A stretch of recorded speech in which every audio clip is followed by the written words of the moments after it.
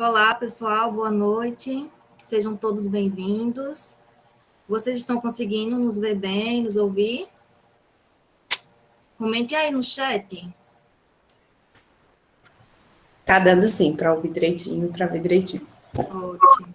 Então, aproveitando, né, eu gostaria de dar as boas-vindas. Eu já fiz isso para alguns que entraram simultaneamente aqui no Meet, mas boas-vindas e que a gente tenha realmente um momento de aprendizado e partilha de conhecimentos. É isso aí. Daiane, que gostaria de falar alguma coisa? Tá desligado o microfone. Conseguem me ouvir agora direitinho? Sim. Então, boa noite, pessoal, mais uma vez. Como as meninas já falaram, né? Espero que seja uma noite de muito aprendizado, não só para vocês, mas também para a gente, porque tudo é uma troca de conhecimentos, né? E espero que todos cheguem a todas as expectativas. Alcance, né? Bom, é isso aí, né? Antes da gente iniciar as falas, eu gostaria que vocês comentassem aí no chat o que motivou vocês a participarem desse minicurso, quais são as expectativas. Se vocês quiserem também abrir o áudio para falar rapidamente, também sintam-se à vontade. Exatamente. Aproveitando, né, Lorena, a fala, eu gostaria de dizer que é um diálogo, né, está aberto, então a gente pede que vocês sintam-se à vontade para abrir o microfone, levantar a mão quando quiserem falar, quando quiserem perguntar, quando quiserem dialogar, fiquem à vontade, tá certo? Mesmo tendo, a gente vai ter alguns minutos no final do minicurso para as discussões, mas no momento que acharem oportuno e quiserem dialogar, fiquem à vontade. Isso aí. E aí, ninguém vai comentar?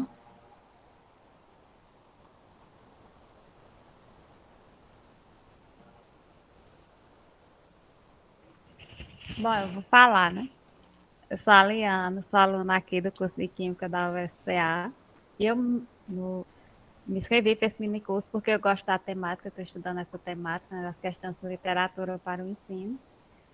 E eu espero, né, aprender mais a respeito da temática no qual eu tenho pesquisado e tenho gostado cada vez mais. Obrigada, viu, Aliana, pela partilha. A gente já teve, né? Já tivemos outros momentos de partilha juntamente com Tatiana. E vamos aproveitar, então, a partida de Aliana e se apresentar e assim responder os questionamentos que Lorena acabou de fazer.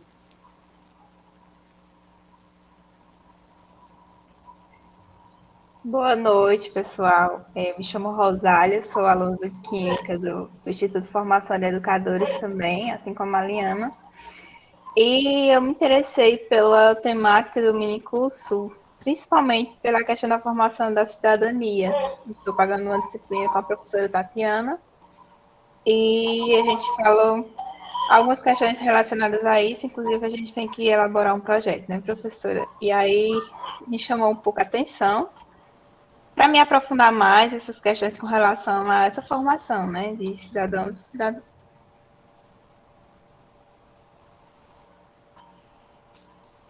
Obrigada, viu, Rosália, pelo partilhamento. Espero que seja bem proveitoso, né? Vamos lá, participar. Quem ficar com vergonha pode escrever no chat. Isso, pode escrever. Mais alguém? Temos 23 pessoas aqui na chamada, né? Então, sintam-se à vontade. Química do IF. Estão me ouvindo? Sim, agora pode sim, falar. estava cortando um pouquinho. Meu nome é Mirelle, também sou aluna do curso de licenciatura em Química do Instituto de Formação de Educadores e me interessei pela temática, né, do minicurso, porque eu já trabalhei como bolsista voluntária da professora Tatiana.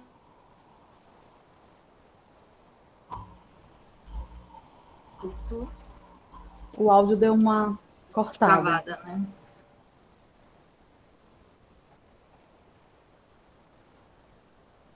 Cortou?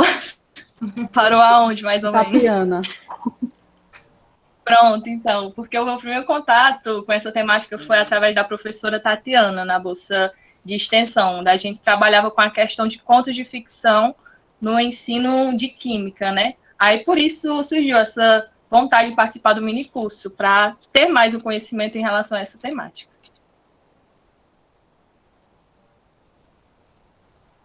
Muito bem. Mais alguém quer partilhar? Pronto. Olha, a Ivone Ivone Ribeiro. Oi, boa noite. Espero aproveitar, aprender com vocês. Faço licenciatura interdisciplinar em Ciências da Natureza na UFSB, Porto Seguro, Bahia. Olha, minha terrinha natal.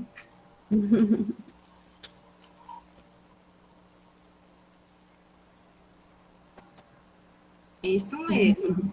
Eu nasci lá na Bahia, na cidadezinha chamada Serrinha. Mais alguém quer partilhar? Repare, tá vendo como é interessante partilhar nossas histórias, né?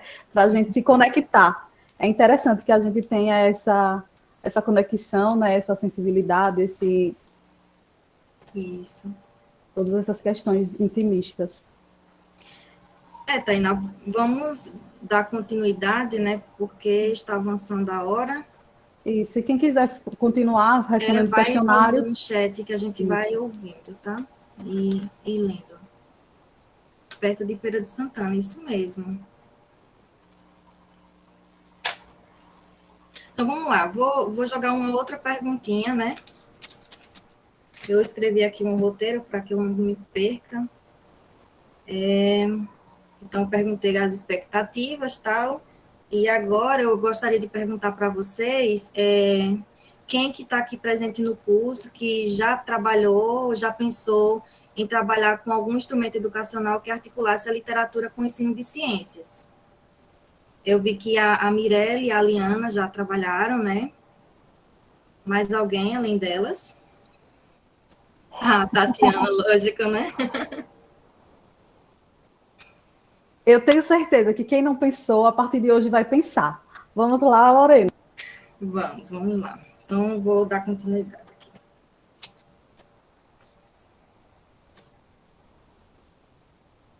Então, é isso, gente. E nesse minicurso, a gente pretende, como a própria temática diz, né? A gente vai apresentar como possibilidade a inserção da literatura no ensino de ciências, como um mecanismo para abordagem de aspectos emocionais, éticos e também da formação da cidadania. Deixa eu ir aqui para a minha tela.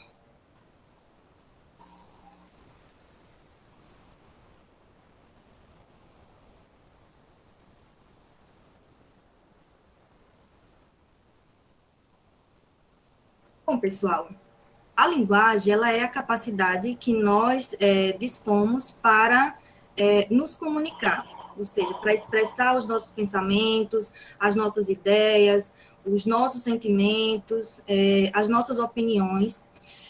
Nesse sentido, nós possuímos inúmeras formas de linguagens, né? E aí a gente pode citar, por exemplo, a dança, a fala, a música, a escrita, os sinais, os símbolos, enfim, são vários tipos de linguagens que servem para estabelecer justamente essas ações de comunicação. No o ensino de ciência, assim como todas as outras áreas do conhecimento, ela também possui uma linguagem própria, uma linguagem específica, não é isso? E aí Vygotsky vai dizer que para que haja apropriação dessa linguagem,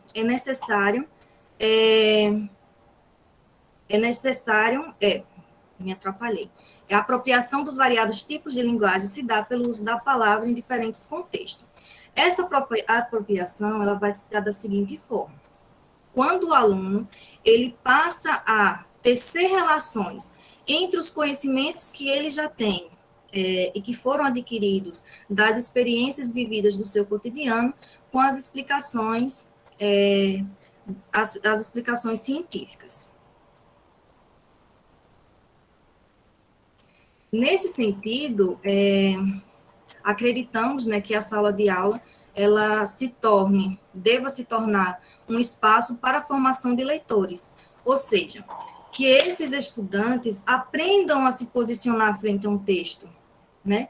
Que eles possam dialogar de forma responsável com a leitura, que ao estar de frente com o texto, que ao fazer uma leitura do texto, eles possam pensar, ter um olhar mais crítico sobre aquilo que está lendo.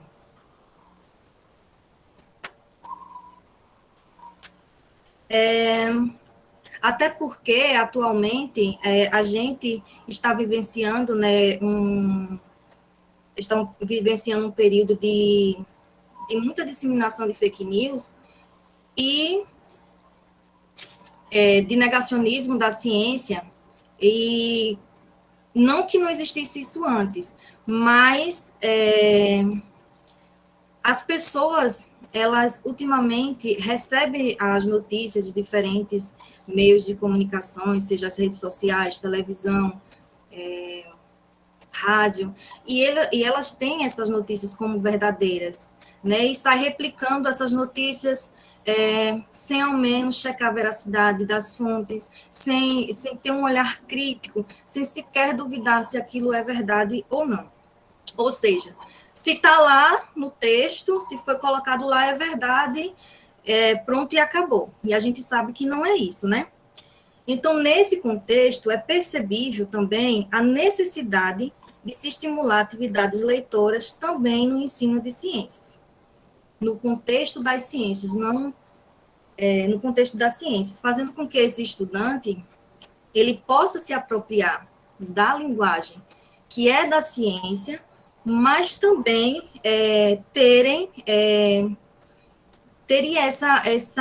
fazerem essas relações com os outros tipos de linguagens.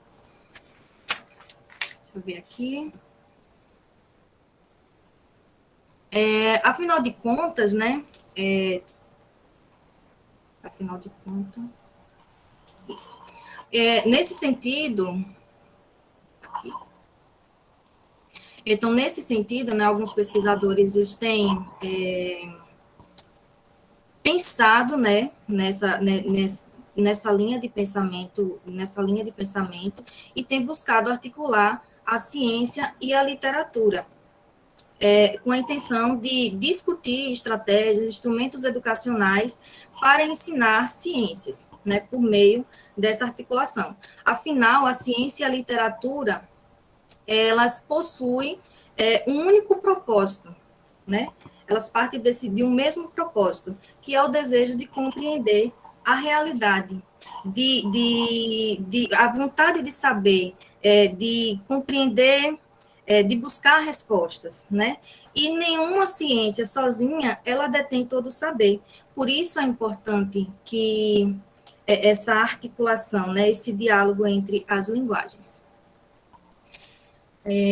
Não pensando nessa questão da articulação entre a literatura e o ensino de ciência, o professor João Zanetti, o professor João Zanetti, que foi um dos primeiros, né, defensores dessa articulação literatura e ciências aqui no Brasil, ele vai dizer, né, que o precursor dessa aproximação foi o físico e escritor inglês Charles Snow, né, quando ele, em 1959, ele dizia que o distanciamento entre as comunidades de cientistas e de escritores acabava dificultando que vários problemas da sociedade, né, daquela época fossem resolvidos. E aí, Zanetti, inspirado, né, nas ideias de Snow, ele vai dizer o seguinte, que a aproximação entre duas culturas, ou seja, dessas duas linguagens, seria indispensável para permitir esse diálogo inteligente comum. Dadas as contribuições, né, de Zanetti, atualmente outros autores vêm defendendo essa articulação entre a literatura e o ensino de ciências, como a Cecília Galvão, o professor Marcelo da Silveira, o Piazzi Petriecola, a professora Tatiana Andrade, a Lorena Pimentel, que sou eu, e que a gente tem tentado defender essa articulação, essa linha de pensamento. O professor Marcelo Pimentel da Silveira, por exemplo, deixa eu ver aqui onde foi que eu botei as minhas anotações. Bom, ele, na sua tese de doutorado, ele faz essa articulação entre a literatura, né, por meio das obras de Machado de Assis, de Monteiro Lobato, é o nervosismo, com o ensino de química, né? E aí ele traz nos seus livros, né, uma linguagem bem didática, né, onde a partir da narrativa, né, posta, né, nos livros, ele traz a ciência, o Monteiro Lobato, ele traz a ciência, os conteúdos das ciências, de uma forma mais acessível para quem não é cientista. E aí eu trago uma citação do Marcelo Pimentel da Silveira, onde ele vai dizer o seguinte: na identificação das relações que a ciência e o conhecimento científico fazem com os personagens, as histórias e a imaginação, é o direito de sonhar, imaginar, pensar sem a responsabilidade da confirmação científica, mostrando que a ciência está presente em outras fontes de conhecimento, menos sisudas e mais próxima da linguagem acessível às pessoas não cientistas. Então, essa é uma das ideias de se defender essa articulação, né, de se inserir a literatura também no ensino de ciências. Aí, no caso, existem várias possibilidades, né, de se utilizar gêneros literários no ensino de ciências.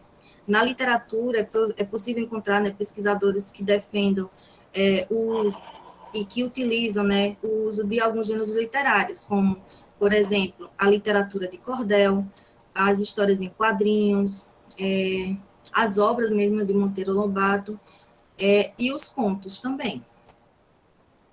Então, dentre esses variados textos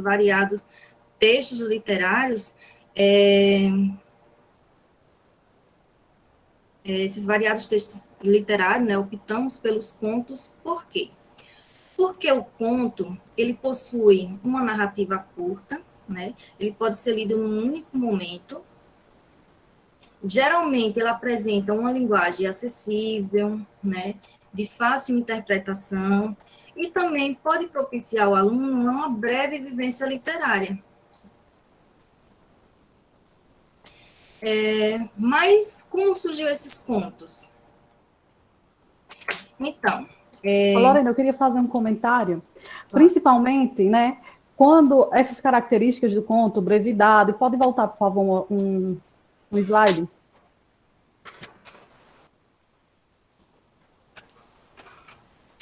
Narrativa curta, né, ou brevidade, linguagem acessível, breve vivência literária, principalmente quando a escrita parte...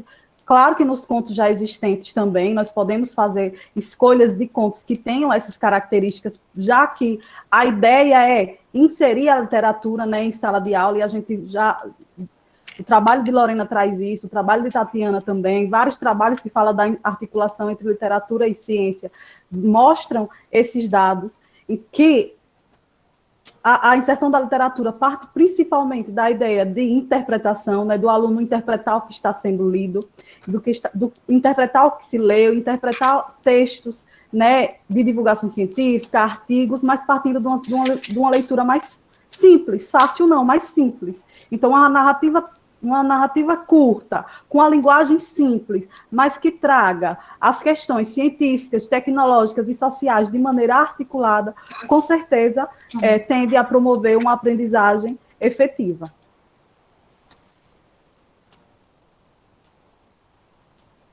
Alguém quer fazer algum comentário?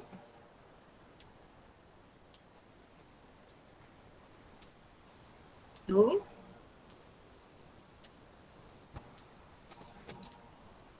Então, vamos continuar. Então, de onde é que surgiu os contos, né? Então, na literatura, consta, né, que o conto, ele é um dos mais antigos do mundo. cujo o início não é possível especificar. Nos primórdios, né, há relatos de que eles eram transmitidos oralmente, em variadas situações do cotidiano, e tinha como essência relatar acontecimentos do dia a dia. Aí, com o passar dos anos, os contos foram evoluindo e passaram a ser registrados por escrito, caracterizando-se como um gênero literário e adquirindo aspectos do universo imaginário, e não apenas mais um relato, né, de um acontecimento real. E aí, Andrade, 2019, ela vai apontar na sua tese, né, algumas características que todo conto deve ter, que são a brevidade, a função, a unidade de efeito e o conflito. A brevidade, ela está relacionada à questão da extensão mesmo do texto. Não existe um limite de página para isso. Nas minhas pesquisas, eu só encontrei um autor, né, Cortázar, que ele vai delimitar o limite de página. Ele vai dizer que, para ser considerado um conto, ele não deve ultrapassar 20 páginas. Mas isso não é um consenso entre as pessoas que trabalham com os contos. Inclusive, há autores que preferem não determinar isso. O importante é que seja uma leitura curta e que ela possa ser lida em um único momento. Tá? A segunda característica, né, que todo conto tem que ter, é a função. O que é essa função? A função, ela é a ação dos personagens no desenrolar da narrativa. É eles que vão contribuir, né, para o desenvolvimento dessa narrativa, para o desenrolar da problemática. Depois temos a terceira característica, que é a unidade de efeito. A unidade de efeito, ela vai surgir das sensações que a leitura provoca no leitor. Quando ele lê esse texto de uma única vez e sem interrupções. É normal, né, que é natural, na verdade, que diferentes leitores, ao fazer a leitura de um mesmo texto, de um mesmo conto, possam sentir sensações diferentes, né? Isso é comum. Assim como também é natural que essas sensações, elas também se modifiquem à medida que esse mesmo leitor lê o texto mais de uma vez, 2, 3, 4 vezes. E, por último, temos o conflito, né? O conflito é o momento que vai gerar a ruptura da ordem, ou seja, vai gerar uma crise na narrativa, né? Essa crise, ela tem o seu início, aí ela se desenvolve durante toda a narrativa, até chegar ao seu desfecho final, né? Sua resolução final. Por exemplo, né? O dia estava lindo, tudo acontecia normalmente, tal, até que aconteceu um fato que vai mudar o rumo da trajetória, né, que vai afetar a tranquilidade, a rotina dos personagens.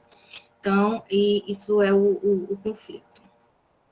Além desse conflito, né, que é o conflito do conto, quando a gente está pensando no conto, como estratégias para ensinar ciência, a gente também tem que pensar num outro tipo de conflito, que é o conflito didático, né? Que é o conflito didático, que é justamente a problemática que o professor vai trabalhar, vai desenvolver a partir do conto e das atividades, né, planejadas a partir desse conto.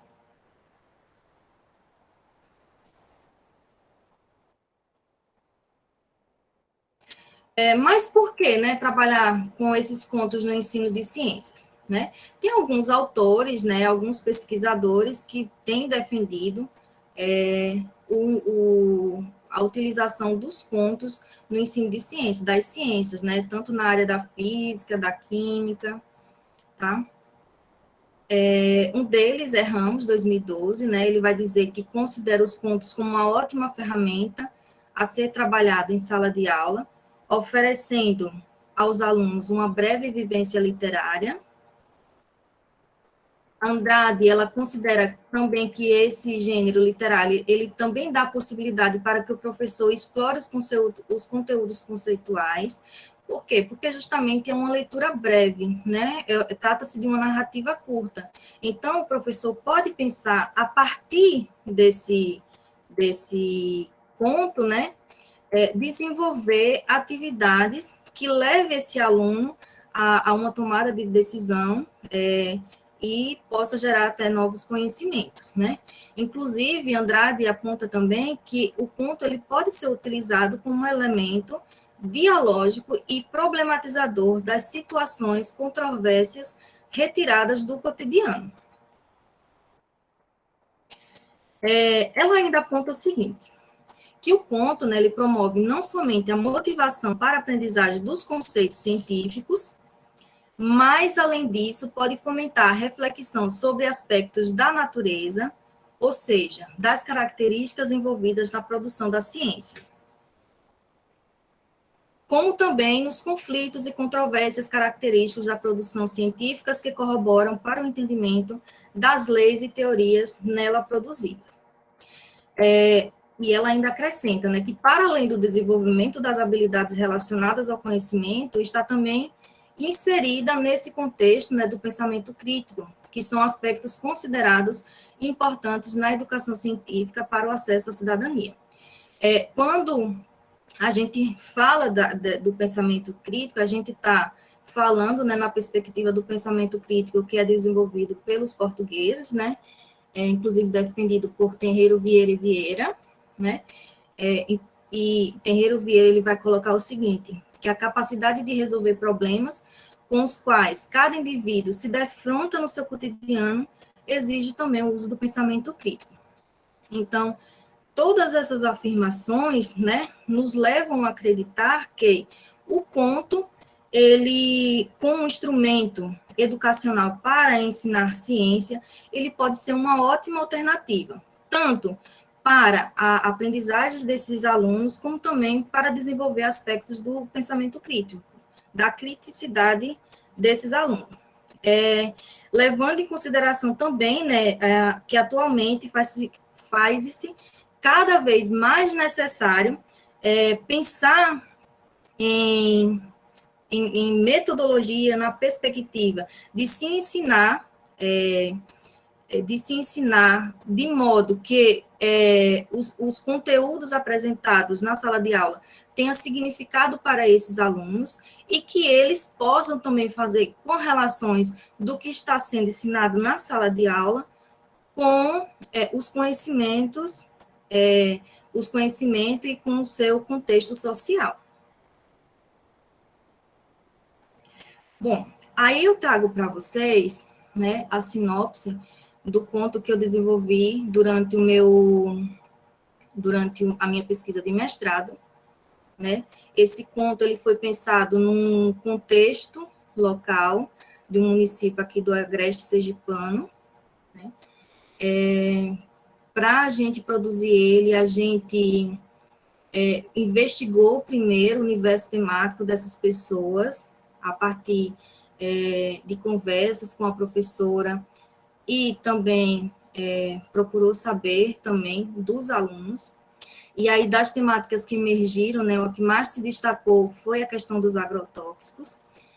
E, coincidentemente, essa temática é uma temática também muito próxima do meu contexto social, porque sou filha de agricultores, vivi boa parte da minha vida na zona rural, e eu sempre vi, pelo menos nos últimos anos, o meu pai fazer uso dos agrotóxicos de modo incorreto, e apesar até das orientações para tentar usar EPIs e tal, há uma resistência, né, de aceitação.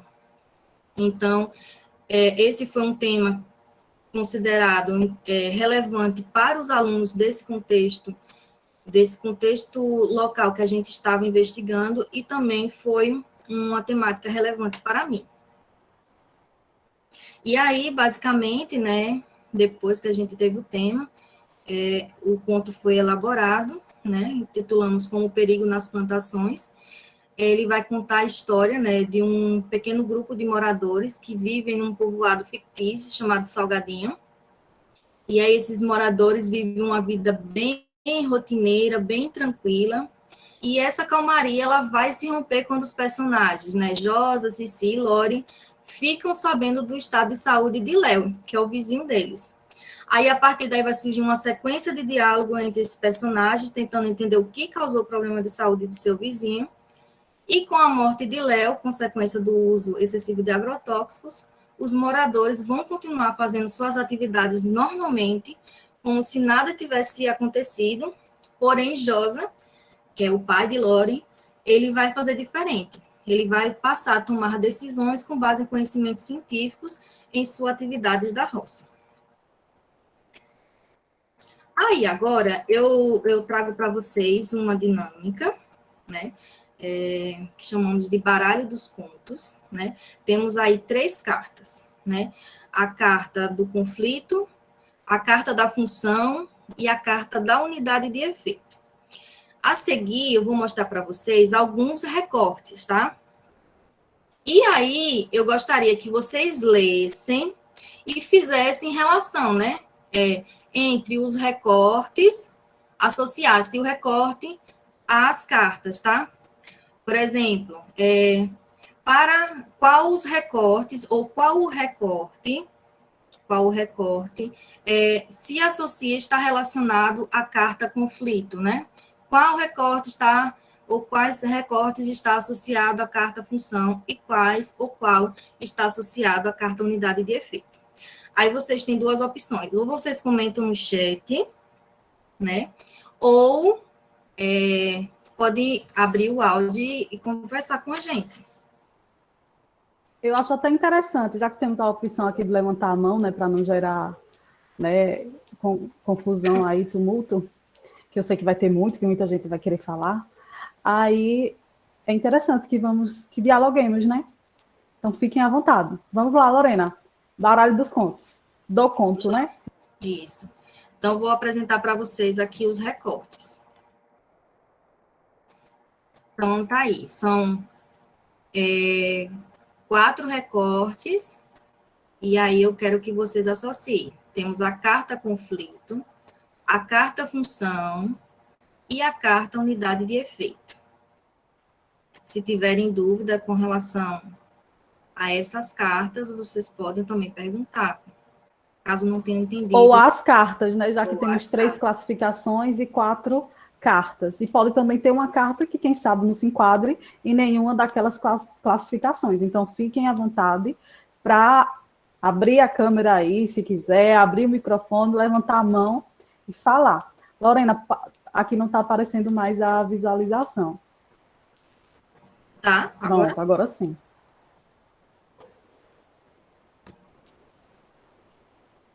Será que não dá para ler, Lorena, para a gente discutir o recorte 1, para a gente ver a classificação? Então, vamos lá. No recorte 1, temos o seguinte. Na semana seguinte, Josa, ao limpar sua plantação de maracujá, notou a presença de algumas lagartinhas que estavam devastando as folhas do maracujazeiro. Ao chegar em casa, na hora do almoço, conta para Lore o que tinha visto e que ia precisar aplicar um inseticida ou sua lavoura seria devastada. Preocupada com seu pai, Lore, durante a tarde, resolve procurar na internet alternativas para controlar as lagartinhas nas plantações. Durante a busca, ela encontra inseticidas caseiros. E aí, vocês acham que esse recorte se remete ao quê? A qual carta? A carta conflito, a carta função ou a carta unidade de efeito?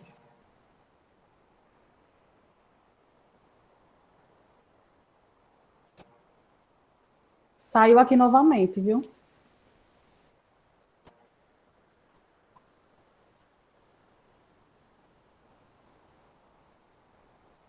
Alguma dica, Lorena? E aí, pessoal?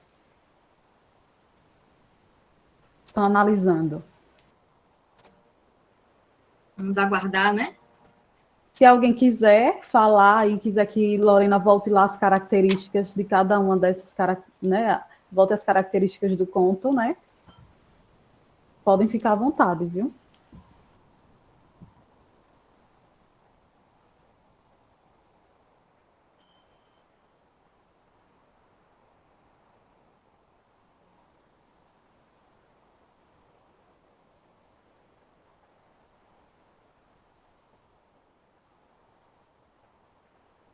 Uma pergunta, tem alguém aí?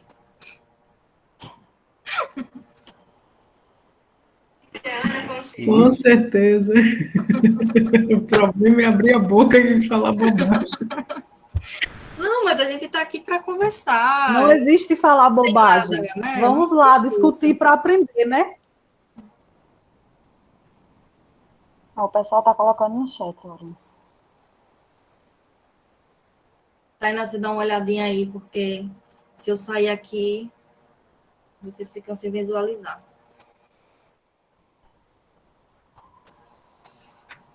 Daiane, fala alguma coisa aí, Daiane.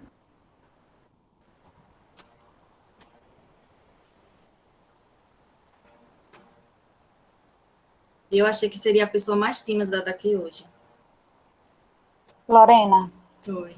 acredito que seria interessante você voltar um pouquinho e falar um pouquinho mais sobre essas características para ver se o pessoal interage mais. Pronto, vou voltar. Faz um resumão. Não preciso nem voltar, vou aqui, né? Então, vamos lá.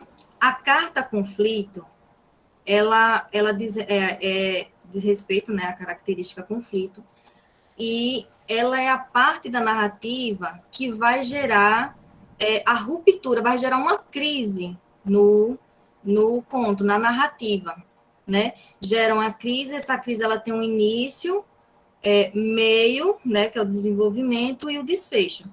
A gente tem que lembrar que a gente nessa dinâmica, a gente está trabalhando com trechos. Então, logicamente, que eu não traria o conto inteiro, né? Eu trouxe um trecho, né, do conto que representaria, né, essa carta, caso tenha, lógico, né? Temos o conflito, como eu disse, o conflito do conto, né, que é esse que tem início, meio e fim, e temos o conflito também didático, né, que é aquele conflito que o professor pode trabalhar, desenvolver em sala de aula. Já a função são as ações, né, as movimentações dos personagens na narrativa que vão contribuir para o desenrolar da história. E a unidade de efeito são sensações. As sensações, a gente diz que a gente possui à medida que a gente lê esse conto, né, de uma única vez e sem interrupções. Como disse novamente, aqui não pude trazer o conto na íntegra, então trouxe trechos. Aí vocês, ao visualizarem, ao lerem esses trechos, vocês tentarão identificar se existe essa unidade de efeito, se existe a característica função e se existe a característica conflito. Ó, meninas, a participante, né, Rosália Felipe, ela colocou assim: vou apostar na carta função. Comenta aí um pouquinho, Rosália, por que carta função? Por que você vai apostar nessa carta e não em outra?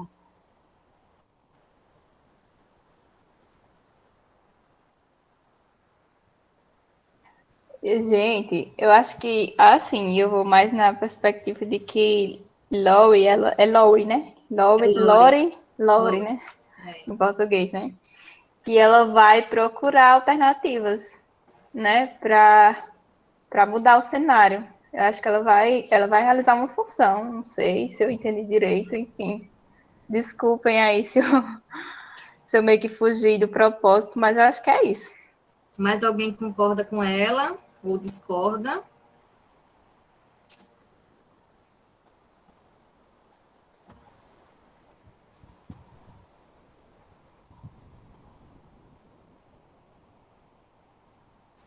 Temos 3 opiniões aqui, sugestões. 2 pessoas dizem que é função e uma pessoa diz que é conflito. A Liana ainda conflito, né?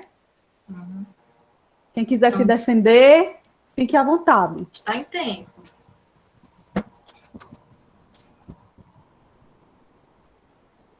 sobre estas questões, eu também acredito que pode ser função, no caso a Lore vai buscar uma alternativa para ou acabar ou minimizar com o que está acontecendo nas folhas. Então, eu acredito que pode ser função, mas também pode ser que esteja errado. A carta função está ganhando.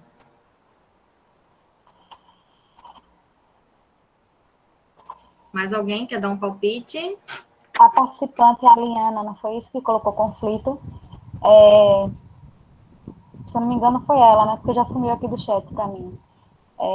Foi isso mesmo. Foi isso mesmo, né? Então, a Liana, por que você acha que é o conflito? Vamos lá, colocar a sua opinião, como você chegou a essa conclusão, como você chegou até essa carta, para poder chegar até um final aí. Eu analisei o que aconteceu com o Josa, né? Ele identificou lá na plantação lá de maracujá dele, que estava sendo atacada pelas lagartas, e a temática, então, através disso aí surgiu a divergência da história, né? Para se buscar essa resolução. Então, eu apostei que seria o conflito pelo início do recorte. Deixa eu anotar Pelo aqui. que é falado. E aí, Lorena, será que a gente já pode desvendar? Mais alguém quer falar para a gente ir para o próximo recorte? Boa noite. Mais alguém? Boa noite a todos. Eu acredito que seja função, porque os inseticidas... deixa eu ver aqui bem direitinho, viu? Os inseticidas que ele usou vai ter a função de minimizar as lagartixas na questão aí, viu? Na plantação. Então, eu acredito que a função seja mais pela questão dos inseticidas que ele vai usar na plantação. Você está indo na questão da utilidade, né? Da utilidade do agrotóxico. Vamos, Lorena, eu tô curioso. E aí, Lorena? E aí, que a resposta eu só vou dar no final. Deixa eu anotar aqui a maioria. Gente, isso aí foi tudo. Mas já dá para colocar lá, né, não, Lorena? A resposta da carta 1. Não, eu vou colocar aqui a resposta da maioria de vocês. Isso. Melhor, realmente. A maioria, né, optou pelo recorte. Não, essa aqui é o conflito, né? Função. Todas as cartas primeiro, para depois dar a resposta. Porque os outros textos não foram lidos, de repente, exatamente. Quem fez a opção, ele vai ter uma outra opinião de acordo com o contexto dos outros recortes, né? Então, realmente, dar a resposta agora, acho que, não sei, essa é a minha opinião. A gente discute, né, no final, quando tiver todas as cartas lá já classificadas. E quando tiver todos os recortes lidos, né? Porque fica mais fácil para você, sim. Isso. Agora eu vou ler o recorte 2, tá? Josa, agricultor, todos os dias ao entardecer, já se preparava para o dia seguinte. Bem cedo, tirar o leite de suas vaquinhas, como habitual. Após seu preparo, banhou-se e pôs em sua cadeira de balanço na varanda de casa, ao lado de sua mulher Cici. Entre uma prosa e outra, Cici lhe perguntou: Homem, você soube o que aconteceu com o nosso vizinho Léo hoje pela manhã? Não, mulher. O que aconteceu? Pergunta Josa a Cici com um semblante preocupado. Ele foi levado às pressas para o hospital. Fiquei sabendo que desde a semana passada ele vinha sentindo dores na barriga. Que ele até achou que a causa tinha sido um pastel que ele havia comido na feira. Parece que o chá que tomou não adiantou muito, não. Então, acontece que hoje ele teve uma dor muito forte na barriga e foi levado ligeiro ao hospital da capital. E aí? Com vocês agora.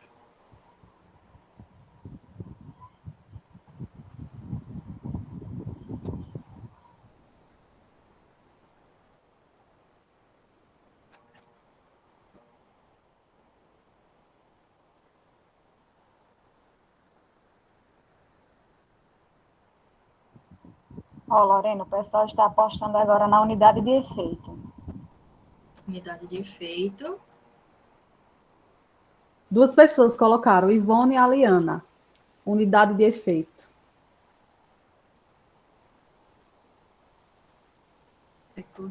E os outros?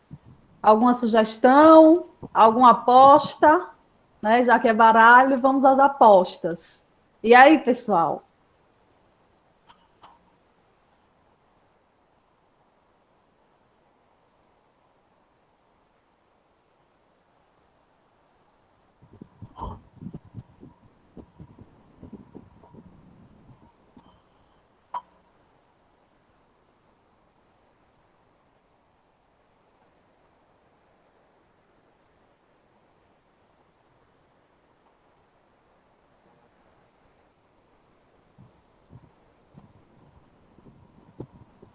Vamos lá.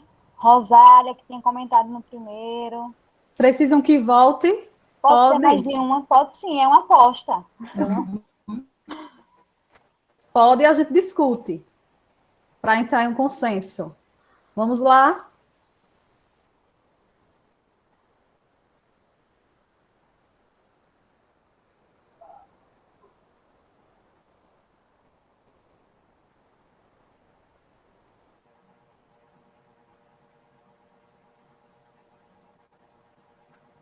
Tainá, microfone desligado.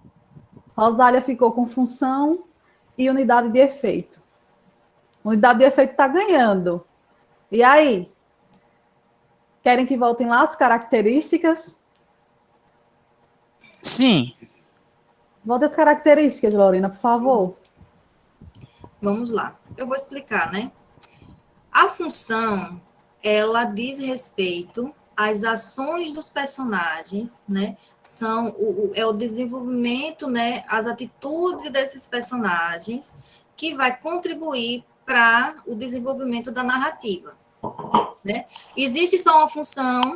Não. Essa função pode acontecer em vários momentos do conto.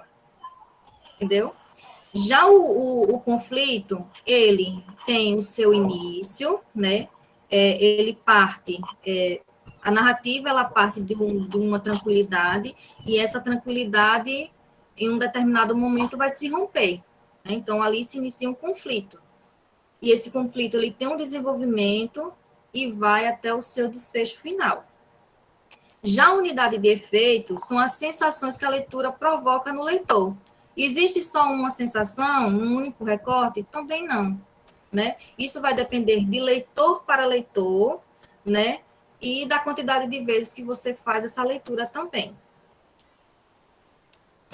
Ficou claro?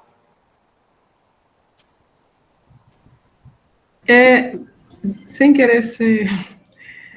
Volta à explicação da segunda opção que você falou, dessa última que você falou aí, no início, por favor. Da forma como você colocou no início. A unidade de efeito? Você quer que eu vá no slide? Não, eu quero ouvir você, que eu achei interessante. A unidade de efeito? A unidade de efeito são as sensações, aquilo que a leitura vai lhe proporcionar, a sensação que a leitura vai te causar, né, em determinados momentos da leitura. Essa sensação, ela vai variar de leitor para leitor. Por isso, que num conto ou numa leitura, qualquer outra leitura, a gente não pode fixar que a unidade de efeito esteja em determinado momento, entendeu? Vai depender muito do olhar da pessoa que está lendo. Ok, desculpe. Tudo bem.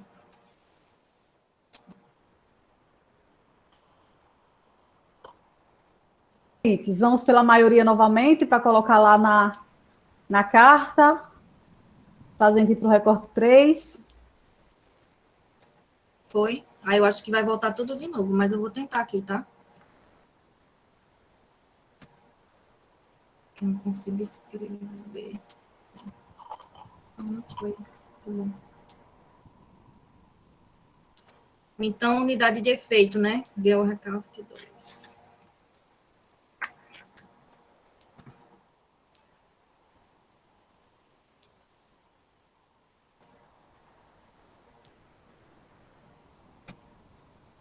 Agora vamos para o recorte 3. Então, minha filha, se no caso de Léo ele acabou se contaminando com esse veneno, por que não proíbe o uso deles? Fico pensando no meu amigo Léo e nem sei mais se é para usar esses produtos, se bem que, para um instante pensativo. O que foi, painho? Pergunta Lore. Não sei como viveria sem os agrotóxicos. Quando não uso eles, as pragas tomam conta e as lavouras não se desenvolvem. Teve um milho mesmo que plantei esse ano que está lá, tadinho. Não sai do tamanho. Se eu não adubar, esse ano não teremos espigas de milho no São João.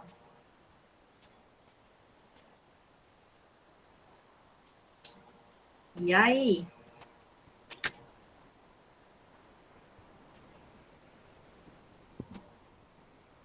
Conflito, unidade de efeito, função. Estou achando que é um conflito aí de.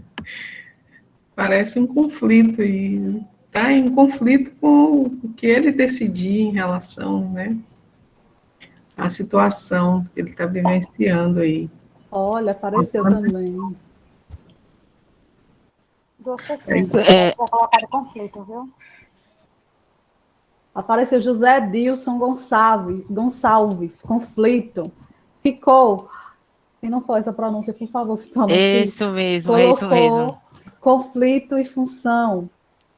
Rosália, conflito. Ivone aqui reafirmou, conflito. Está ganhando conflito. Eu coloquei função porque, como ele bem ressaltou no texto, ele não consegue ficar sem os agrotóxicos. Então, ele também tem uma função, né? Uhum.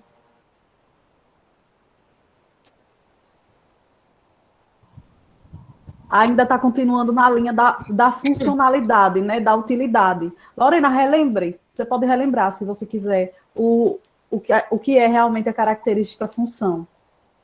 Então, função são todas as ações dos personagens, todos eles, né, no desenvolver da narrativa. Como é que eu posso dizer? São atitudes, né, que eles fazem, que contribuem para que aconteça essa função, ou que aconteça esse desenvolvimento da narrativa. Então, está muito ligado a acontecimentos, né, do que a utilidade de algo. Por esse motivo, por ser uma ação dos personagens, não existe somente uma ação, né? Não existe somente uma função no conto. Existem várias. Vai partir muito da interpretação de vocês que estão lendo.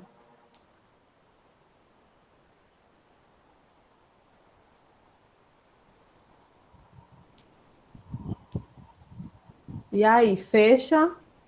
A maioria colocou conflito. Conflito. Cícero, apareceu. Cícero, unidade de efeito. Cícero, unidade de efeito.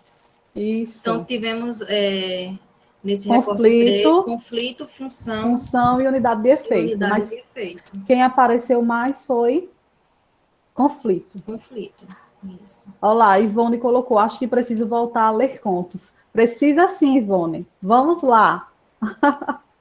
Sempre bom, né?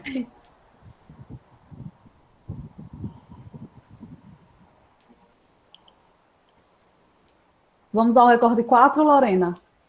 Ou continuamos a discussão do recorte 3? Mais alguém quer falar? Que bom, é que já despertamos aqui a curiosidade, né? A volta à leitura de contos. Então, já temos um resultado satisfatório. Vamos lá.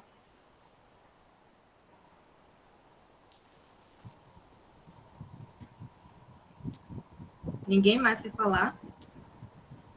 É difícil de analisar, mas é como Lorena acabou de dizer.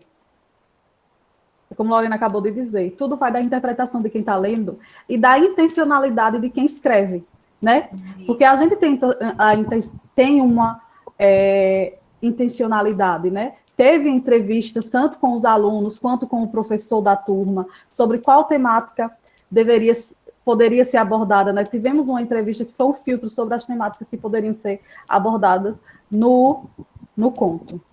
Vamos então, lá. É natural, né, que às vezes o meu olhar, a minha análise sobre o conto possa diferir da de vocês, mas isso não significa que o que vocês colocam, né, o que vocês estão dizendo está errado, não. É Então, isso mesmo. é um momento de abertura mesmo, para a gente compartilhar, né? O recorte 3, a maioria colocou. Vamos lá pela maioria novamente. Conflito, né? Conflito.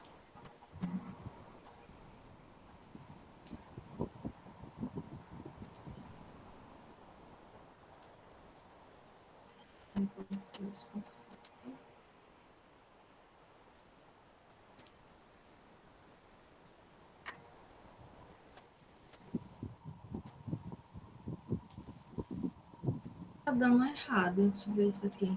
O recorte 1 era função, né?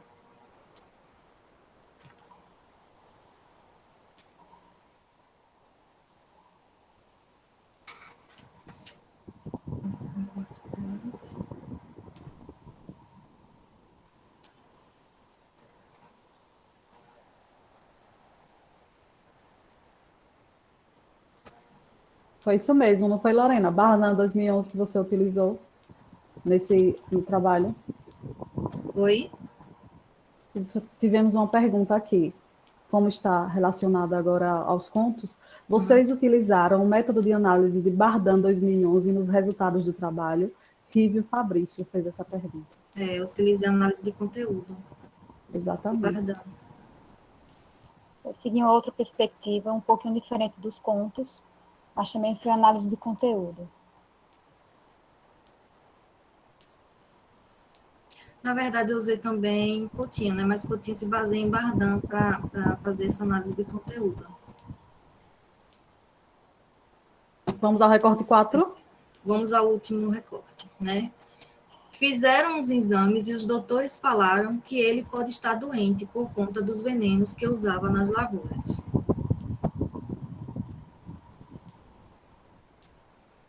E aí, esse recorte é pequenininho.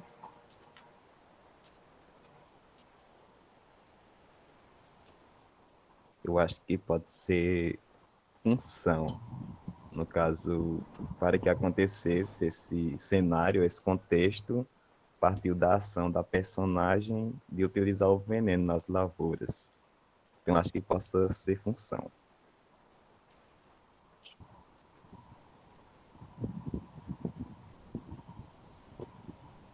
Mais alguém?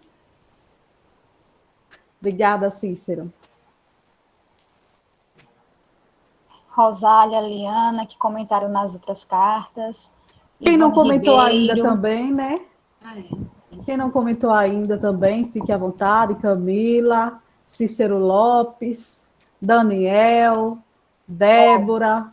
Rosália e Ivone colocou no chat, unidade de efeito. Vamos lá, estão bem assíduas, Ivone e Rosália. Vamos lá. Querem dizer o porquê dessa escolha?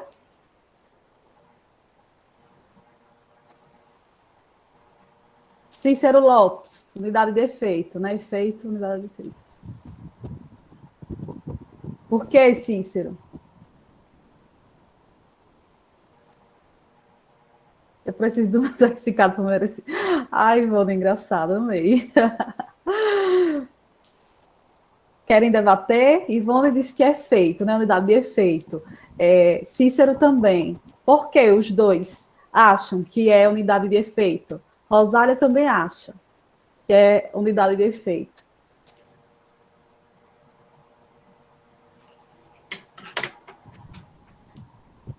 Alguém tem um posicionamento diferente? Essa questão dentro da análise, né, médica ali, ele fala que, né, fizeram os exames e os doutores falaram que ele pode estar doente por conta dos venenos que usavam nas lavouras. Então, assim, em função do uso do veneno, como efeito, né, causou toda aquela problemática da saúde entendeu? Eu entendi dessa forma, então por isso que eu optei pelo efeito em base nisso aí. A Liana discorda, né, Tayane? Por que, Isso, a Liana? Eu acabo de falar. Você discorda? A Liana colocou Discordar é conflito. sadio, é muito bacana. É sim. Não, sério, eu acho super bacana essa discussão quando ela é feita de uma forma consciente, interativa, e eu acho que é muito bacana essa coisa de discordar. Ninguém tem que concordar 100% com ninguém, não. A discórdia é bacana, que é um aprendizado, porque você vai discutir, você vai ter outras formas de ver a coisa, de repente algo que escapuliu de você, que você não teve essa percepção, e que o outro dá o clique aí que você vai refletir. Nossa, realmente, eu não pensei por esse lado. Então, eu acho super sadio discordar.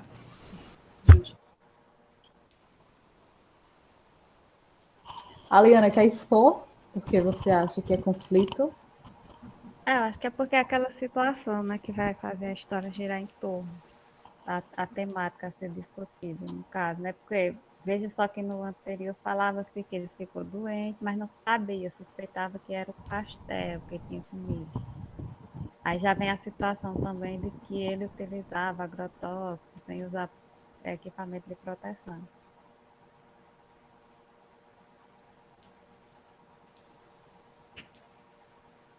Vamos pela maioria novamente, Lorena, para a gente prosseguir e Então, a discutir os maioria resultados. discriminada de efeito.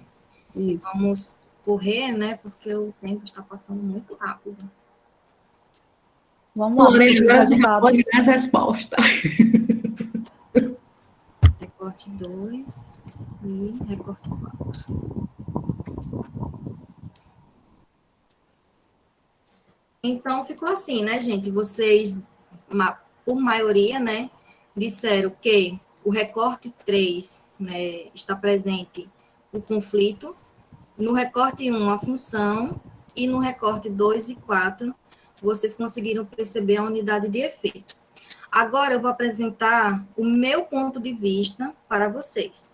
Isso não significa que o meu ponto de vista está correto, de vocês está errado, entendeu? É a minha Será que eles percepção. continuam, Lorena? Desculpem, interromper sua fala, chegou aqui atrasado.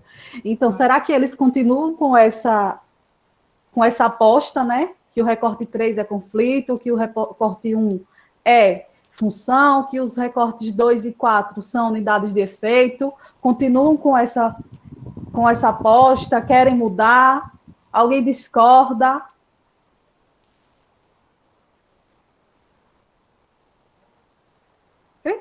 Parece que continuam com as apostas. Mesmo. Vamos lá. Então, vou lá. Vou apresentar para vocês. Então, no recorte 1, deixa eu colocar aqui. Bom, no recorte 1, no meu entendimento, eu acredito que a característica função, ela se apresenta, né, aqui, porque acontece uma ação da personagem Lori, né, em tentar procurar uma alternativa para ajudar o pai na lavoura, sem que ele precise utilizar os agrotóxicos, né? Então, desse fato, ela está contribuindo para o desenrolar da narrativa e também na busca pela compreensão da problemática. Então, no meu ponto de vista, aqui seria a função. Acho que como a maioria de vocês também, não foi? Volte lá para ver o slide anterior, né? Não? Para ver se está correto. Foi sim, função. Foi função. Função, muito bem, tá vendo? Seguimos discutindo, discordando, né, Ivone? Chegamos até um ponto de aprendizagem. No recorte 2, né, sobre o meu ponto de vista, mas aqui, assim, a questão do conflito não é bem um ponto de vista, né? Se a gente analisar, no caso do recorte que eu coloquei para vocês, eu acabei tendo que retirar um pedacinho do início, né?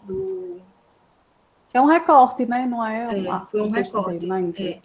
Mas aqui eu botei na íntegra, pelo menos o início do conto. Então, nesse momento, aqui é apresentado o início do conflito, né? Onde existe a ruptura da ordem, né? Existe uma crise, né? Se estabelece uma crise, que é o motivo, que é o problema de saúde do personagem Léo, e o conto vai discorrer a partir desse problema de saúde dele, se desenvolver até o desfecho final, que é o momento que o personagem Léo não resiste e morre, né? Mas eu poderia dizer que tem unidade de efeito? Sim. Poderia dizer que tem a função? Já não sei bem, né? Se eu consigo identificar a função aqui, mas a unidade de efeito, sim.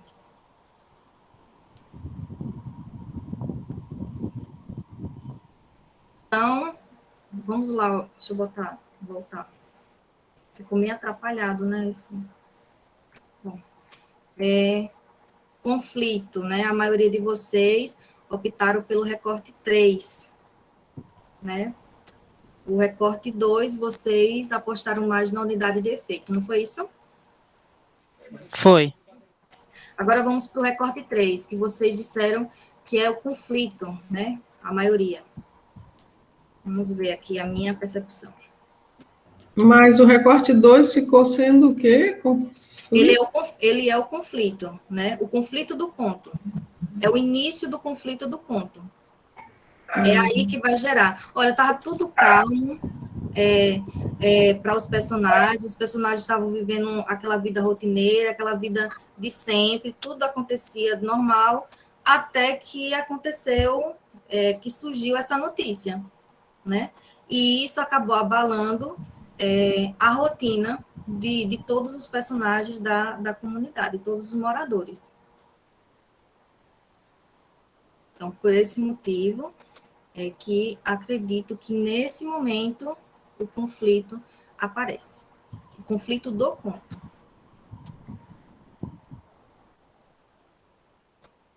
No recorte 3, né, que a maioria de vocês disseram que é o conflito, né? E a gente pode perceber aí uma controvérsia, né? Léo, ele se sente com bastante dúvida, ele fica sem saber se ele utiliza ou não os agrotóxicos, né? Então, existe uma controvérsia. Essa controvérsia, a gente pode dizer que também é um conflito, né? O conflito didático, que possivelmente pode ser a problemática que o professor pode utilizar no desenvolver das atividades. Não entendi. Alguém falou?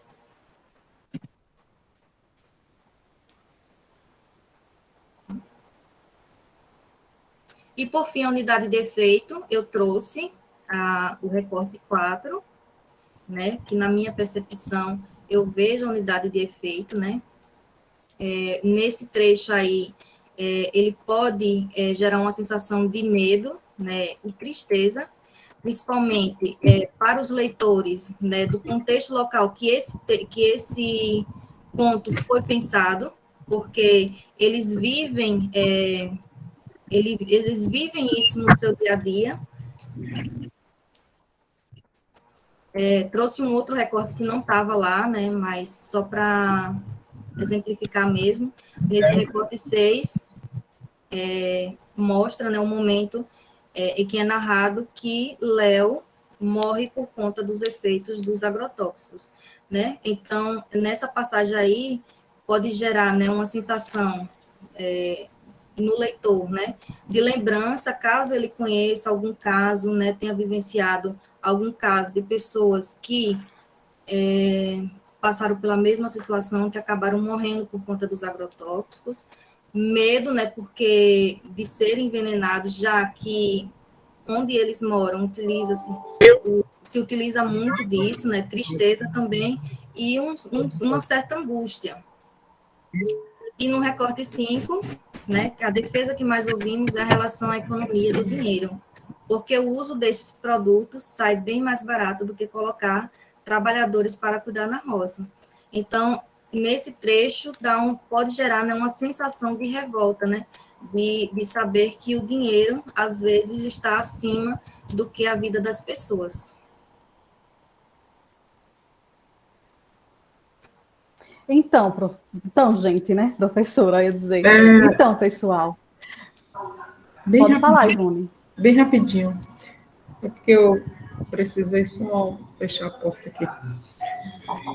O recorte 3 ficou definido. Que é o conflito. Ele é o conflito, mas é o conflito didático. Entendi. Existem as duas posições, né? O conflito que leva a desencadear as ações, né? Do conto, e o conflito didático, que leva o professor a criar uma problemática para ser trabalhada em sala de aula. Não é isso, Lorena? Isso. Alguma dúvida, gente? Em relação às adiantar. características, às classificações de um conto? Não, foi bacana. Pronto. Vamos adiantar. Então, vamos continuar, né, com a interação. A gente já discutiu a necessidade, né, de criar uma articulação entre ciência e o gênero literário conto. Mas a pergunta pode gerar uma inquietação. Como inserir os contos no ambiente escolar? Como levar isso para o chão da escola? Como inserir os contos no espaço, né, onde essa aprendizagem pode acontecer, essa articulação deve ser materializada de fato. Então, para vocês darem suas sugestões, eu vou lançar um link aqui no chat agora, e vocês podem lançar 3, serão direcionados para uma janela, até quando clicarem no link, e vocês podem dar até 3 sugestões de como vocês acham, quais estratégias podemos utilizar para inserir os contos em sala de aula. Pode continuar apresentando, viu, Lorena?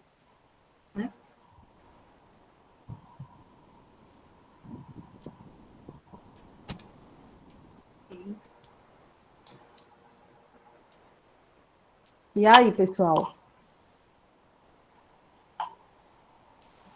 Vou aguardar as respostas.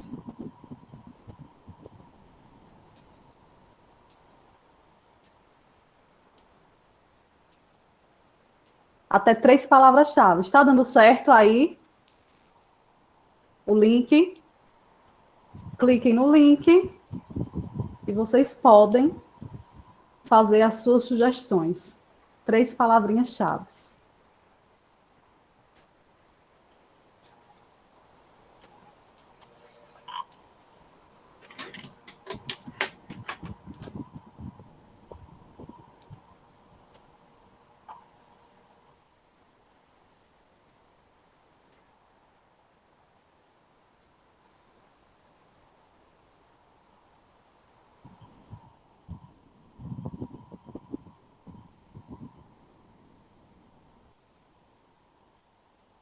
Mais alguns minutinhos. E a gente volta. Aguardando o posicionamento de vocês.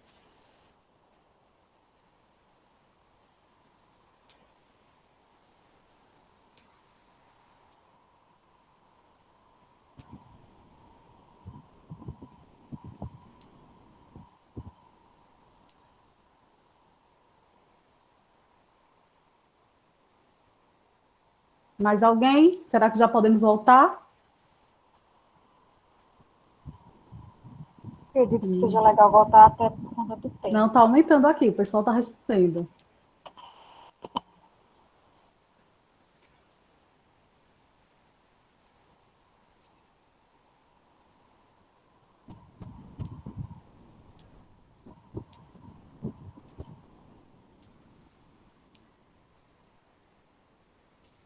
Acho que já pode parar a sua apresentação, Lorena, por favor.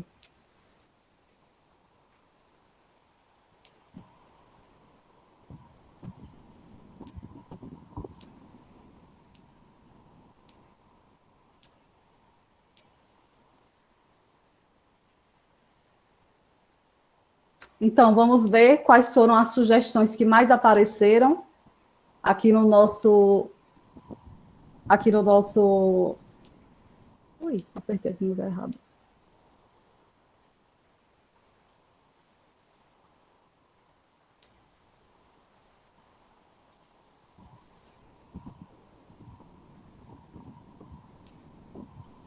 Vamos lá. Conseguem ver? Então, as palavras que mais apareceram aí dentre as sugestões foi a principal, né, que apareceu foi formação de professores, seguido de produzir o próprio texto, depois apresentando aos professores, que também está aqui na linha de formação de professores, por meio de um estudo de caso, atividades de leitura, mediação, contextualização, dialogando pelo cotidiano que está aqui inserido em contextualização, divulgação, mas a que mais apareceu foi formação de professores. Então, eu vou parar aqui de apresentar e você volta, tá bom? Lorena. Pronto, à vontade. Pode voltar a apresentar.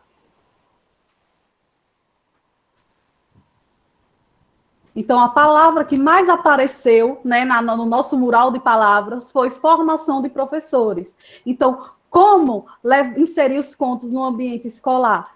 Realmente, uma das estratégias possíveis, né, dentre todas as outras que vocês falaram e que vocês colocaram como sugestão, é a formação de professores. Pode passar, por favor, o slide, Lorena. Então, o que acontece? Mais uma formação de professores que tem como intenção a formação do cidadão crítico. Mas para que a gente tenha uma formação de professores que tenha essa intencionalidade, é interessante que se perceba que as necessidades assistenciais do espaço escolar e que tenha uma formação que tenha como pilar, como ponto de partida, a percepção sobre a própria prática. Será que eu estou trabalhando uma prática que dialogue, que faça o diálogo entre ciência e sociedade, uma ciência criada para e pela sociedade? Então, esse é o primeiro pilar para uma formação continuada que tenha como intenção a formação crítica. A segunda é o fazer. Já percebi as lacunas existentes lá na minha prática de ensino. Já percebi onde devo melhorar. Porque o conhecimento é contínuo, sempre é necessário fazer reformulações. Então, é necessário fazer. E como é que eu vou fazer? O que é que eu vou fazer? Já temos agora a percepção. Não é isso? As necessidades assistenciais, os elementos formativos foram levantados. Agora eu vou fazer. Como? Vou confrontar as minhas ideias e vou confrontar as minhas ideias e as ideias dos especialistas que estão sendo trabalhados ali durante a formação continuada. Os especialistas ministrantes e os especialistas teóricos, a teoria que rege toda a formação continuada. Depois disso, já percebi onde devo melhorar e o porquê eu devo melhorar. Já fiz um estudo sobre a minha própria prática. Agora eu posso agir. E como é esse processo de ação? Como esse processo de ação é iniciado? Por meio da reformulação da prática. Houve a percepção, o estudo, agora eu vou reformular a minha prática de uma maneira que eu contemple as necessidades do meu alunado. E como é que eu vou perceber as necessidades do meu alunado? Estando em sala de aula. Pela prática que foi bem elaborada e que não teve um bom resultado, pela prática que foi bem elaborada, mas não atendeu às necessidades contextuais e sociais daquele local, então partimos para o processo de ação. E essa trajetória entre perceber, fazer e agir, é um grande passo para se ter a autonomia didático-pedagógica, onde eu percebo a necessidade contextual, onde eu tenho a dinâmica de reformular a minha prática, e esse processo, um processo contínuo, sempre vai existir esse processo reformulativo. Percebo, estudo, reformulo.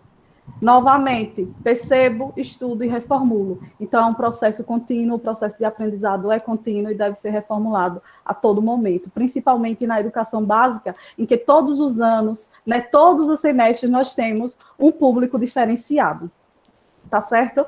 Além disso, pensando nisso, por favor, pode passar para o próximo slide. Pensando nisso, Abel e Brian trazem o processo de reflexão orientada, onde é incitado em todos esses contextos aqui, eixos que eu vou explicar agora para vocês, o processo de reflexão, refletir sobre quem sou, sobre o que sou e sobre quem quero ser, profissional e até pessoalmente. Por exemplo, aqui, olha, nós temos no processo de reflexão orientada, nós temos o eixo horizontal, onde temos os contextos refletir sobre si mesmo, como aprendiz da ciência, e refletir sobre a opinião de especialistas. Então, aqui no primeiro contexto, Abel e Brian traz aqui o início desse processo de reflexão. Vou refletir sobre o que sou, vou refletir sobre o que eu estou fazendo, vou refletir sobre como a divulgação da ciência, da tecnologia, ancorados em aspectos sociais, está sendo disseminado na minha sala de aula, e depois dessa reflexão, eu vou refletir sobre a opinião dos especialistas, sobre um material que tenha veracidade e que contribua para a minimização das lacunas existentes na minha prática educacional. No eixo horizontal, nós temos refletir sobre sua prática docente. Então, refletir sobre o que é que eu estou fazendo, né? Depois, temos refletir sobre outras práticas docentes. Esse refletir sobre outras práticas docentes é lembrar que nós devemos trabalhar em um contexto colaborativo, eu discuto entre pares sobre a prática que eu estou fazendo em sala de aula e discuto entre pares sobre a prática que o outro também está realizando naquele mesmo espaço, naquele mesmo ambiente escolar. E essa troca gera nada mais, nada menos do que aprendizado e aperfeiçoamento do que se está fazendo no contexto escolar como um todo, e só não no que diz respeito à minha prática educacional. Fiquem à vontade, viu, para levantar a mão e falar. Fiquem à vontade. Próximo. Nesse mesmo contexto, Garcia ele traz 7 princípios formativos, que eu não vou aqui ler para vocês, mas esses princípios formativos, pode passar, Lorena, para o próximo. Ele leva em consideração, principalmente, o contexto em que vivem os professores, a construção do conhecimento didático-pedagógico, refletir para agir, e o professor como participante como um todo. O contexto em que vivem os professores é o contexto educacional, o contexto escolar, não é isso? Depois nós temos a construção do conhecimento didático-pedagógico. E essa construção do conhecimento didático-pedagógico se dá por quê? Para quê? Como? A partir da troca do conhecimento entre o que está sendo feito e o que está sendo feito pelo outro. E isso aqui, ó, está sempre em constante num ritmo em sintonia, não é? A construção do conhecimento didático-pedagógico. A partir das lacunas que eu vejo no meu trabalho e no estudo que eu faço sobre ele, esse conhecimento, com certeza, ele vai sendo melhorado e aperfeiçoado. Refletir para agir é como a gente já vem falando durante todas as nossas apresentações. Eu reflito sobre o que eu posso melhorar, sobre a forma de educação que eu estou disseminando e traço metas e trajetórias e pontos, elementos que eu possa gerar uma ação contínua para que ocorra o ensino, a aprendizagem de ciências, visando a formação crítica, tá certo? E o professor participante do todo. O professor, ele filtra, né? Filtra o que deve ser melhorado a partir da aplicação do seu material pedagógico, ele reflete sobre ele e depois ele faz o quê? Reformula. E, além disso, durante todo esse processo, o que é que ele faz? Ele analisa entre os colaboradores do contexto escolar ou da própria forma, da própria formação continuada. À vontade, Lorena. Então, pensando nisso, né, Gomes, ele diz que a reflexividade é a capacidade de voltar sobre si mesmo, sobre as construções sociais, sobre as intenções, representações, estratégias de intervenção, supõe a possibilidade, ou melhor, a inevitabilidade de utilizar o conhecimento à medida que ele vai sendo produzido. Então, todo o conhecimento dessa formação continuada que eu venho aqui trabalhando com vocês é sistematizado a partir de uma prática já existente, da prática que eu já faço. A partir dos elementos que vão sendo levantados durante a formação continuada, esses elementos, eles devem ser minimizados e melhorados a partir das conversações, do diálogo consigo mesmo e com o outro.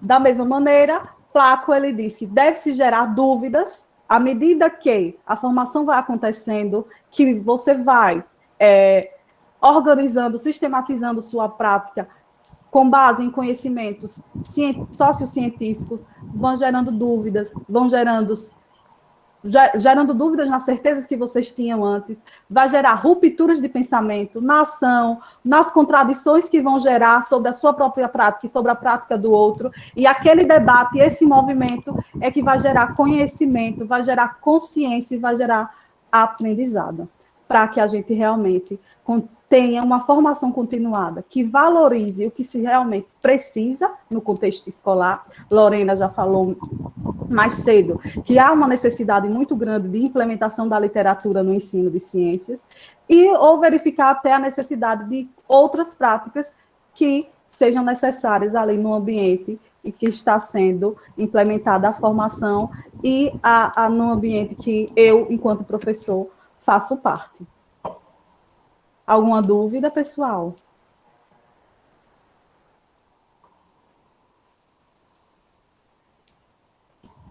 Muito bom. Então, né, eu já trago para vocês o papel do professor. Por quê? Partindo desta perspectiva dos contos, é importante destacar o professor, porque é ele que cria as condições de aprendizagem por meio de práticas pedagógicas e por meio delas que o aluno desenvolve seus conhecimentos, ou seja, no qual esses conhecimentos eles serão sistematizados em conteúdos curriculares. Pode passar, Lorena. Então, aí, pessoal, eu trago assim, ó. Eu trago o conto e eu destaco alguns grupos. Por quê? Porque o conto, ele é uma prática pedagógica e é uma forma de contribuir para o desenvolvimento do indivíduo. Isso porque é uma prática que não se prende à sala de aula, ou seja, ele envolve vários grupos. É o grupo familiar, é o grupo de amigos, um grupo político, religioso, enfim. Então, quando eu falo, ele envolve vários grupos, eu me refiro a todos porque não parte de uma temática curricular. Ele surge a partir de uma problemática. E onde é que está essa problemática? No meio social. Então, é nesse momento que eu retomo para a figura do professor. Por quê? Porque é uma vez que é ele que orientará o aluno a organizar todos os seus conhecimentos. É aquele processo de mediação. Lorena, passa para o próximo, por favor. Então, eu coloco assim, ó. Nós, seres humanos, vivemos em constante transformação. A todo momento estamos pensando, agindo, sentindo. Isso por quê? Porque a todo momento estamos tomando decisões, estamos tendo o papel de liderança, é a resolução de problemas e conflitos, o fortalecimento do caráter e também a estabilidade emocional. E que aí eu retomo a questão do conhecimento. Por quê? Quando eu falo em conhecimento, eu não me refiro apenas aos aspectos científicos, mas também aos aspectos emocionais e não deixando de lado também os aspectos éticos.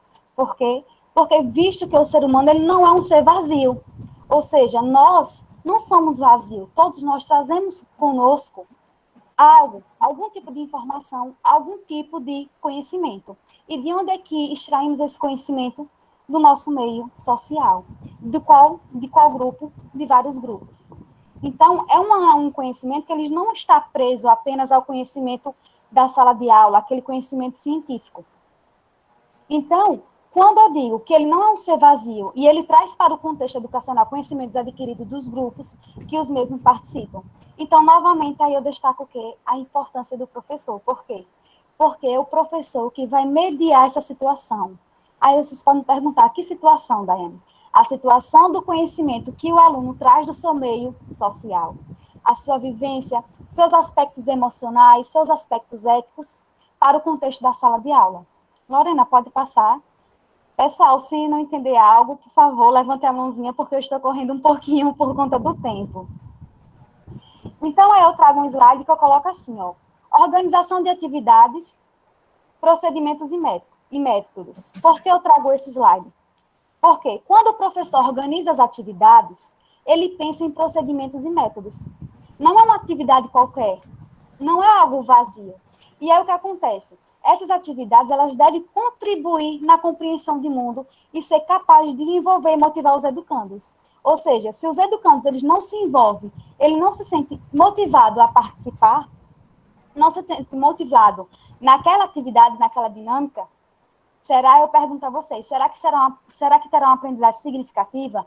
Algo que possa dizer assim, meu aluno aprendeu. Então, vale um pouco pensar sobre isso.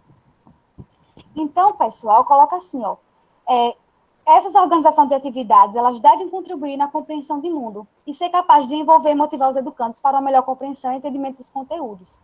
Ou seja, se o meu aluno não está motivado, não está interagindo, não está participando, não está mostrando uma emoção positiva, como é que eu posso falar que aquele meu aluno, ele aprendeu, né? Por quê? A aprendizagem, ela não é uma coisa mecânica, não é uma coisa direta. Ela parte de uma relação dialética e proativa. E para que tenha essa relação dialética e proativa, o professor, ele tem que desenvolver na sua aula, nas suas atividades, procedimentos e métodos que possam interagir com as questões emocionais. Por quê? Se o meu aluno não está bem, se o meu aluno traz algum problema do seu meio social, consequentemente, ele pode não se envolver de uma maneira proativa. Ele pode não se envolver de uma maneira dialética, né? E aí, o que poderia ser algo positivo se torna algo negativo. Aí é o que chamamos de reação de emoções negativas, né? Que é aquilo que gera o medo, a insegurança, a impaciência. Lorena, passe para o próximo, por favor. Então, eu coloco aqui o processo de mediação. Eu vou passar por esse aqui bem rapidinho, né? Porque eu já falei de mediação anteriormente. Então, eu coloco assim. Lorena, sumiu aqui para mim. O homem possui naturezas sociais, visto que em um ambiente carregado de valores culturais, na ausência do outro, o homem não se faz homem. Ou seja, o homem, o aluno, ele precisa de uma outra pessoa para que aconteça essa mediação do conhecimento. No caso, sem essa mediação do sujeito-professor, sujeito-aluno, para que medir aquela questão dos conteúdos curriculares para que se chegue a um conhecimento dito científico, considerando todos os aspectos emocionais e éticos, o aluno precisa do outro. Porque sem o outro, ele não se faz homem. Como segundo o Vygotsky coloca assim, que o aluno ele não desenvolve melhores atividades quando realizadas com a contribuição de outra pessoa. Ou seja, quando o aluno desenvolve uma atividade com a contribuição de outra pessoa, ele desenvolve uma atividade mais positiva, ele tem significados, consegue construir conceitos. Quando ele desenvolve sozinho, não significa que ele não conhece, que ele não desenvolva, mas que essa atividade, ela pode ser não tão significativa quando em colaboração. Lorena, passa um pouquinho.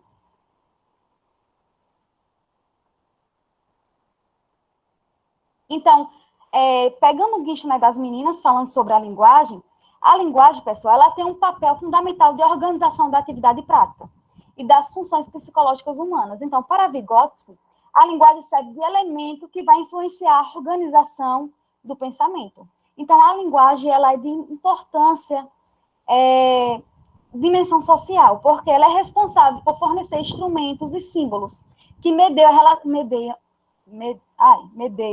a relação do homem com o meio. Ou seja, então, a linguagem, alencando com uma fala da professora Lorena, alencando com a parte da unidade de efeito, que ela falou assim, que a percepção de estímulos é quando o aluno ele vai provocar sensações, vai ser provocado sensações. Então, é mais um fato, né? A literatura com a questão das emoções. Tem uma grande importância. O professor tem que estimular, tem que desenvolver. Eu tenho que saber, eu vou ser um psicólogo na sala de aula, não é isso. Mas eu tenho que ver, será que meu aluno está bem? Meu aluno, será que ele está sendo motivado apenas por uma nota? Ou será que ele está sendo motivado pela atividade? Será que ele está participando porque ele vai atribuir uma nota? Ou será que ele está participando porque a atividade despertou curiosidade, chamou a atenção? Então, tudo são questões importantes que devem ser levadas em conta. E que, em muitos dos locais, né, em muitas escolas, muitos professores, não consideram essas questões emocionais. Deixam elas de lado, como se elas não fossem importantes, né? E aí eu coloco assim, o professor não deve se restringir apenas aos avanços cognitivos, mas também às questões emocionais, e aí eu sinto algumas questões emocionais, como falta de interesse, desconforto, expressão corporal, compreensão, percepção do entusiasmo. Lorena, passa, por favor. Por conta do tempo, eu vou passar... vou ler isso aqui rapidinho, pode deixar aí, Lorena. Emoção, né? Eu trago a origem da palavra emoção. No verbo mover, que significa tudo ou aquilo que nos faz movimentar ou mexer. E isto só ocorre quando nos sentimos motivados ou impulsionados a fazer algo ou tomar alguma atitude. Então, se formos olhar a origem da palavra emoção, ela está bem alencada a essas atividades pedagógicas, as atividades práticas. Por quê? Será que eu, enquanto professora, estou gerando, motivando e impulsionando o meu aluno a tomar alguma atitude? Ou será que eu, enquanto professora, estou apenas colocando práticas pedagógicas em que eu meio que forço o meu aluno a participar, porque no final ele vai ter uma nota, e aí, se eu não tiver aquela nota, eu não serei aprovada. Né? Lorena, passa por outro, por favor. Então, eu trago assim, que emoção é uma reação de estímulos mediados a partir do seu meio sociocultural. Então, quando uma palavra ela pode influenciar o comportamento dos sujeitos, é aquela coisa, a palavra ela pode gerar emoções positivas e negativas, como assim? Quando uma palavra ela é dita com emoção, elas agem no indivíduo, de maneira diferente de quando elas não são ditas como emoção. E aí, o que acontece? Essa emoção, ela pode gerar emoções, nessas palavras, elas podem gerar emoções positivas e negativas. E aí, o docente deve se preocupar em relacionar o conhecimento com as emoções. Por que deve ter essa preocupação? Porque caso isso não aconteça, o conhecimento torna-se morto. Sabe? Por que morto, né? Porque quanto maior for o interesse e a motivação por determinado assunto, maior será o interesse e a aprendizagem. E, em contrapartida, quanto menor for o interesse também, eu vou ter um maior déficit em atenção, em concentração, e é aquela questão, estou participando por nota. Estou participando porque eu tenho que ser aprovada. Lorena, passa para o próximo, por favor. Daiane, desculpa interromper, mas tenta finalizar por conta do tempo, né, que a gente tem Lorena, pode passar, por favor? Passa. Pode passar, que são citações aí que eu coloquei. Deixa nesse, Lorena, que aí eu finalizo. Volta só o outro que eu finalizo. E aí, o pessoal coloca assim, fundamentado em Vygotsky e Hegel, eles afirmam que os indivíduos são concebidos mediante sua interação com o meio social. Então, é aquela questão, né? A preocupação extrema com a infinidade de coisas. A todo momento estamos tendo pensamentos, sejam eles positivos ou negativos, passamos por problemas familiares, sofrimento antecipado e tanto outros fatores, juntamente com o cansaço e estresse do dia a dia. Então, por isso que em nossos dias é de vital importância que as pessoas saibam identificar suas emoções. Por quê? Para que elas possam atuar em nosso contexto educacional de forma positiva. E aí, quando se vive em sociedade, se faz necessário a execução e implementação de normas e regras, que possibilitam, por exemplo, um melhor diálogo entre os indivíduos. Então, se eu consigo controlar minhas emoções, consequentemente, eu consigo ter uma relação dialética e proativa com o meu meio que eu estou inserido, e assim também promover um melhor diálogo. E aí, só para finalizar, passa para o próximo, Lorena. Eu tinha colocado aqui, voltando às atividades, né, mas por conta do tempo, acredito que não vamos poder fazer ela, que seria voltando à atividade das cartas que a Lorena utilizou, eu coloquei o que vocês sentiram ao realizar a atividade das cartas, né? Qual foi a sensação? Eu senti curiosidade, eu não gostei, tédio? Que aí iríamos falar um pouquinho sobre as emoções positivas e negativas. E a outra pergunta que eu teria colocado era quais são as consequências de não compreender as nossas emoções, né? Quando eu não compreendo minhas emoções, o que é que eu posso passar? Quais são essas consequências? Para reflexão, né? Já que isso, a gente não vai discutir. eu deixo essas questões para reflexão por conta do tempo. E aí, sintam à vontade para fazer qualquer pergunta. Temos 8 minutos para perguntas, né? Não, termina às 19h50. Porque a gente tem 10 minutinhos de de tempo de organização, né, para entrar lá na sim. plataforma do stream do YouTube para poder fazer a transmissão lá. Então, eu queria só agradecer mesmo as meninas, né, pela excelente contribuição. Acredito pelos comentários, né, que o pessoal gostou bastante, né, viu o pessoal interagindo, participando, falando que algo interessante, diferente, né, que foi colocado para eles. Eu acho que a intenção era essa mesmo, né. As meninas trouxeram elementos de como articular essa ciência com a literatura, para você poder, né, produzir material didático para levar para a sala de aula, né, de modo a ter uma linguagem próxima ao aluno, de modo a trazer o contexto do estudante, né, para ser discutido em sala de aula, e a partir disso também, né, potencializar a construção do conhecimento científico, né, que a gente também não pode esquecer que o nosso foco é esse, né, enquanto professores de química, enquanto professores de ciências, é ensinar os conceitos, né. Então, eu fico só, né, triste por conta do tempo, mas agradecer mesmo as meninas pela participação, pela partilha. Os e-mails delas já estão aqui, né, na tela, então acho que o pessoal, se quiser interagir, se quiser saber um pouco mais sobre, né, essas temáticas de pesquisa, podem entrar em contato. Ale, quer falar alguma coisa? Sim, só quero parabenizar as meninas pela fala, foi muito bom ouvi-las, acho que tem muita coisa que o pessoal todo vai querer conversar com vocês, então não se acanhem, mandem um e-mail para elas, e a gente aguarda vocês todos agora, daqui a alguns minutinhos, lá no nosso canal do YouTube, para a fala da professora Maria do Carmo Galeazzi. Muito obrigado, meninas. Obrigada, gente, também. Eu que agradeço por poder participar do evento, né? Muito obrigada. O contato está aí, fiquem à vontade, viu?